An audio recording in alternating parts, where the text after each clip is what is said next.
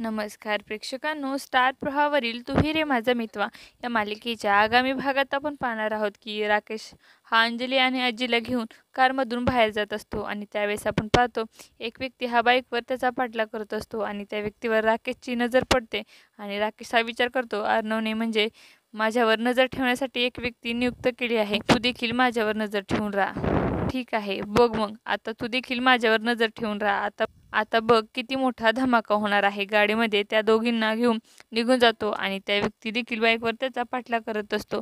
आपण पाहतो की ईश्वरी ही स्वयंपाकघरात स्वयंपाक करत असते आणि तेव्हा अर्णव हा त्या ठिकाणी येतो आणि ईश्वरीकडे प्रेमाने पाहू लागतो आणि ईश्वरी बोलते, तुम्ही काय करत आहात?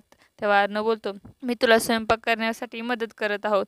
असे बोलून तो तिने कालवलेल्या पिठामध्ये पाणी ओततो. ईश्वरी बोलते, हे काय केलं तुम्ही?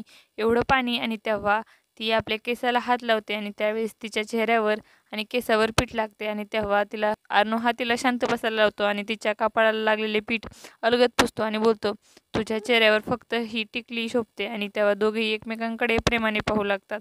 आता येणाऱ्या भागामध्ये राकेश अंजली व आजीला कशा प्रकारे इजा पोहोचणार हे पाहणं अतिशय रोचक ठरणार आहे.